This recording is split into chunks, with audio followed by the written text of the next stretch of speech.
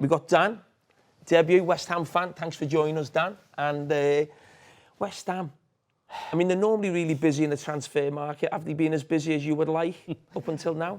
Not as busy as I would like, and busy on some of the players that I wouldn't like us to see get busy on. You know, it's a shambles. You know, we just signed Callum Wilson, and that's not gone down well. Oh, he was having a little pop at you winning the Conference League, wasn't he? He's had a pop at our Conference League. He's scored countless goals against us. If I was to look at it, he's probably cost us at one point Champions League, Europa League, you know, and now he's going to come to my club to cling on for one last little Premier League payday and then do nothing. And then just fade away. Like I've seen so many other players. Check it out when he scores 20. He's never, like, the guy can't stay fit enough to score 20. He's not going to make 20 appearances, let alone score 20 goals. He's had hamstring, calf strains. There's just no way. Get off the fence. Yeah, it's no way. It's a pay-as-you-go deal, though, right? It is a pay-as-you, so he gets a basic wage of $6,000 and then 95 grand per appearance, which Per start, What? per appearance. per appearance. Well, if he comes on with 2 minutes If to he go. comes on with 2 minutes to go, he's getting 95 grand. Yeah. And the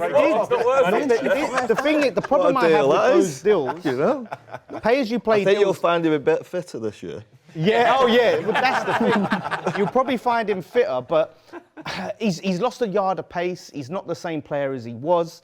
And then pay-as-you-play deals, I think, put pressure on the manager then to play him. Because if you're a player and you're earning a base wage of $6,000, your lifestyle, that's not gonna come touch the sides, is it? $6,000.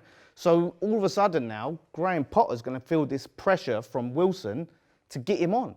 Because if he goes week after week after week, he's earning $6,000, he's going to be another... They're doing a deal, aren't they? Get me on. You know what I mean? Yeah, exactly. Here you go. 20% Potter. 20% Potter. So. Well, Dan, obviously you've been speaking to the producers of the show before you come on, and you said to them you felt West Ham were the worst run club in the Premier League.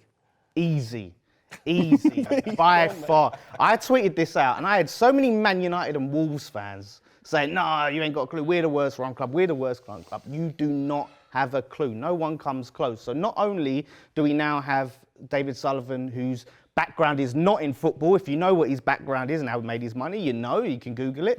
But it's not football. Won't be able to get it though. And yeah, and he is now our director of football. He's choosing the transfers. He's choosing Callum Wilson, Kyle Walker-Peters, John Victor, who we're linked with. And we're a mess. And the big thing is, the sticking point is where no one can say anything to me about who's the worst run club. He sold our historic, beautiful football ground, Upton Park, and took us to a rented, soulless athletics bowl. Like, that is it. You've also, obviously, you've got the Emirates, which is a purpose-built football ground. But the London Stadium, I've just given up my season ticket. So many fans that have been going since the 70s have done it. This was the final straw.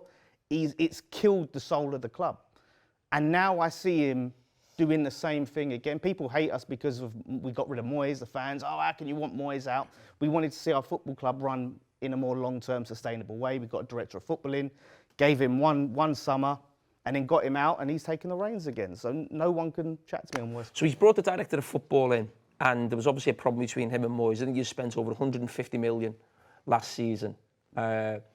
Supporters sort of, even though David Moyes has been successful, wanting a sort of different style of football. So they have tried the director of football. Who are you blaming for that not working? It's David Sullivan. Because you look, we got Julian Lopetegui, who was recommended by the same agent who recommended Callum Wilson and Kyle Walker-Peters and all these other players because he likes to go out partying with David Sullivan's son. So that's not a way you go and pick a football manager. Steidton didn't want him. Steidton wanted Amorim. And then we got Lopetegui. So we can't blame Steidton. He's got players in, while we've also given players to Lopetegui. Lopetegui wanted to spend 40 million on Max Gilman. So it all comes down to David Sullivan. And you know, when he leaves the club, it will be the best day. Lopetegui would have bought Max Gilman. That's the one he would have bought. He had a Wolves, didn't he? That's what I'm saying. That was his signing, and he spent 40 million, like massively overpriced. We've spent on him, and that's the problem. We've had an issue where we have, this is a Sullivan player, this is a Moyes player, this is a Steidton player. Like too many. What's a damn player? A damn player. I like Jacob Ramsey. Get him in. If he can stay fit, injury concerns, sort that midfield out. Has to be fixed. So if I get some energy in the midfield. I'm happy. But I think Graham Potter's sort of being hung out to dry. He's got his work cut out for him. What about Paqueta? Where are you at that right now? Do you think the club should keep him, move him on? We have to keep him. I'm hearing links to Spurs. If we sell Paqueta to Spurs after selling them Kudus for what I think is a lot cheaper than we should have, it's World War III in East London. Like, I'm telling you that now. I do not want to see it. He's got all of that allegations behind him. He looks like a weight's lifted on his shoulder. This is going to be his season, and it needs to be in a West Ham shirt. Certainly not a Spurs shirt or any other shirt. Okay. So there it was, my overlap debut. I really hope you all enjoyed that, and I have to say I enjoyed it. It was a good day. The production team at the overlap are really nice people, and I think that's the main thing. You know, everyone was really cool out there, really good to catch up with some old faces as well and meet some new people. You know, special shout out to Hannah, the Villa fan. Really nice, really good chat. Liam Vizet, great bloke. Dan, the Palace fan, and Simon Miller, the Arsenal fan, who I'd seen does the wrestling content, all of that. He's just as nice as he appears on YouTube as in real life. So really great people.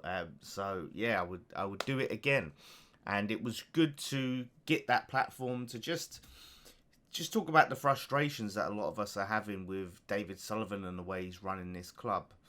It's just cathartic sometimes. Just get that off your chest, and I'm glad I was able to have that space and platform to do that. So go over there and check out the full video. You can see the full episode, and if you could show me some love in the comments, hopefully they'll get me back. So appreciate it, everyone.